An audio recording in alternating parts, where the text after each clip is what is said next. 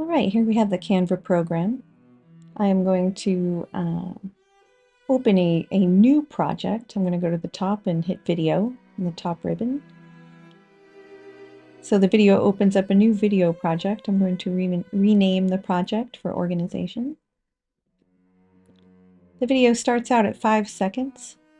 If I drag and drop the player down at the bottom, I can change the timing of the video.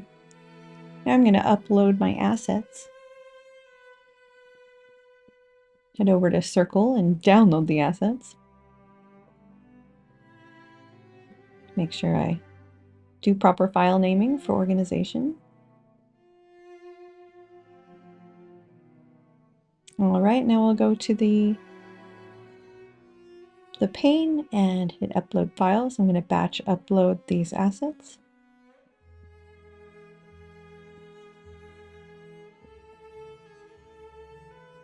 The first thing I'm going to do is work on my background. I've chosen this countertop image. Right-clicked and set image as background, and it fixes it to the back. I'm going to add a layer, so I went to the top ribbon, clicked Edit Photo, and now I'm going to add a filter.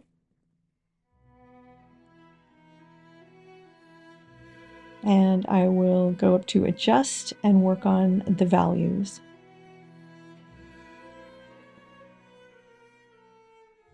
And I speed through this. Coming up here, there we go.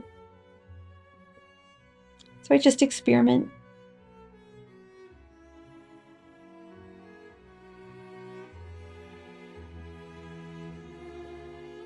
Now I'm changing the duration by dragging the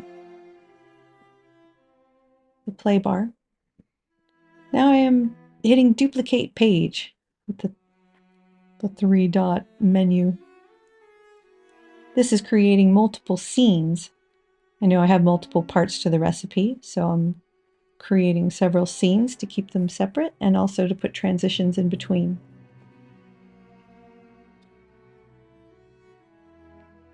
So here I take some time to just work on the look of my main photo, setting the tone of the project.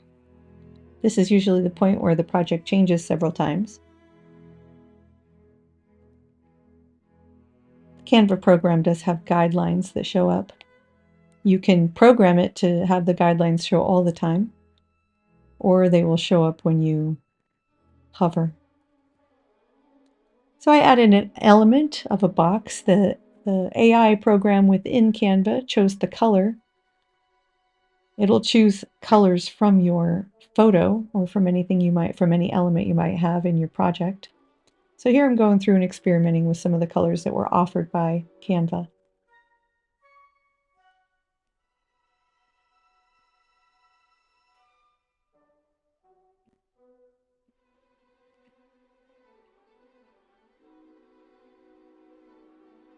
And here I continue to work on the look and feel and the balance of the project. I'm keeping in mind it's a video, so I am working into the margins.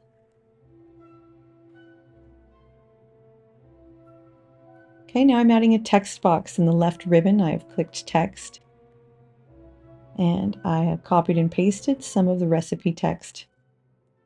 Now I'll change the color, so you can see in the top ribbon are all of my choices there, and I'll increase the size.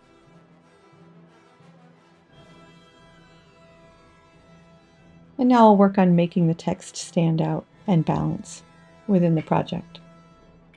My first option is a box from the Elements tab.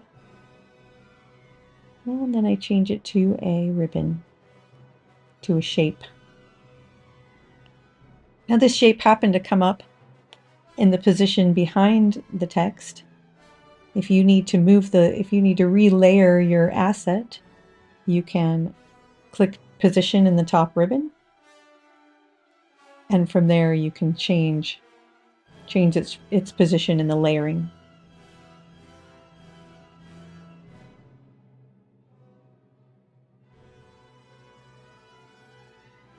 Transparency, a lot of different options here.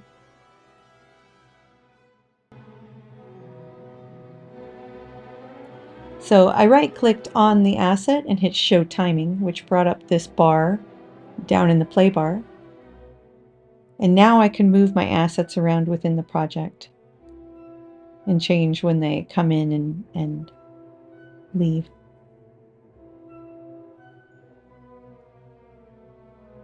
And if you click on each individual asset, you'll see the timing bar for each asset, which you can manipulate from the bottom ribbon.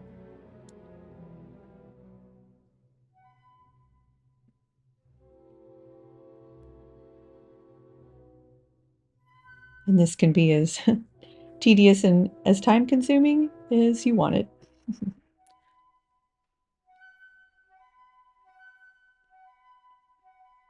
I find the more time I spend with the little tedious things, the better it looks overall in the end.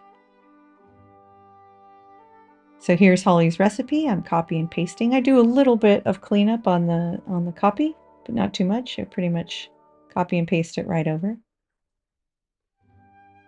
And I'm just taking her work and working on the composition within the project.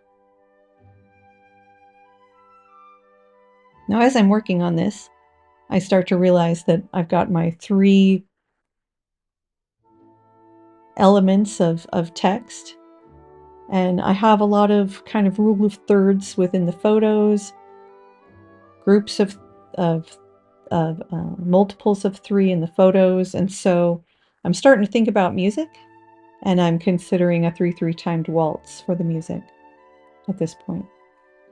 So as I'm having the elements come in, I'm thinking about the music. Da, da, da, da, da. You know, I'm thinking of the waltz as it's coming in.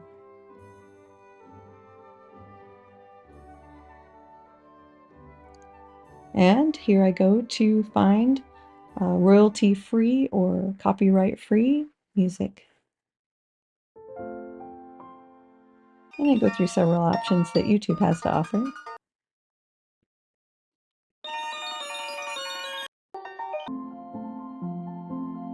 Till I find the waltz that I'm happy with.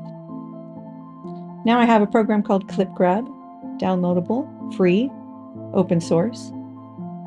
And I take the URL of the video and grab the clip. Now it will copy the YouTube video and save it into my programs. Here I'm uploading that audio file, which is also audio video at this point.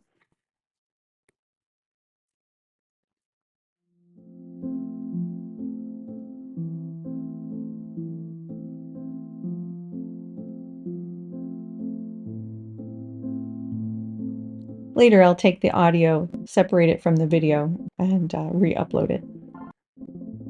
In the ClipGrab program, you can save as a audio file or a video file. There's several options.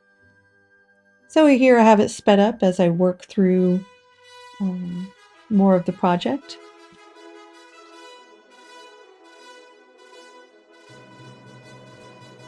This is my next scene.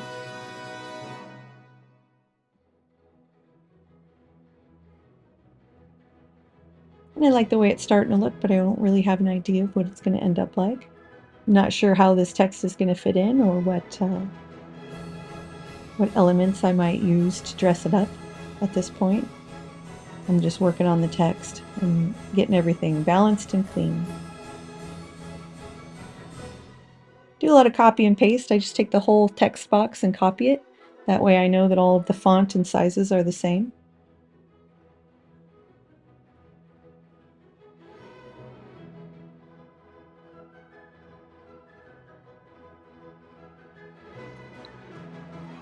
And it just takes time to work on balance.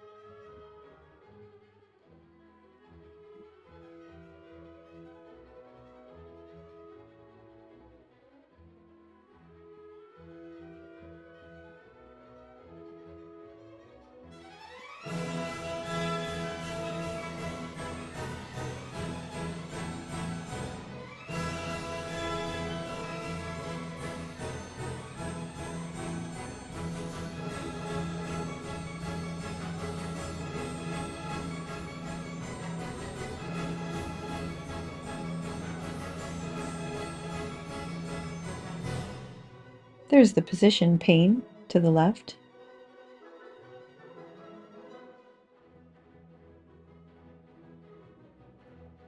For most things, like other programs, there are several ways to accomplish the same task: hotkeys, drop downs, drag and drops.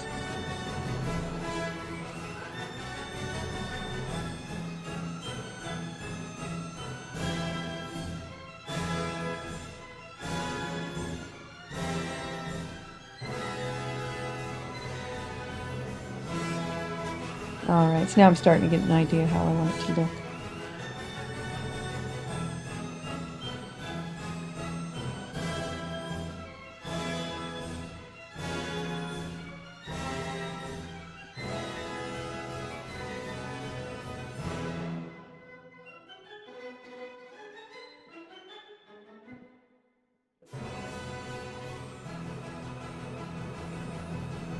So as you can see, I had started on the next scene and went back to the first scene.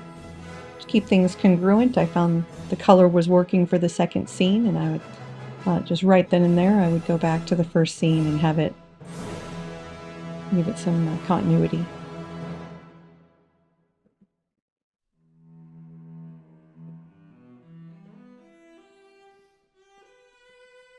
Working on transitions and timing.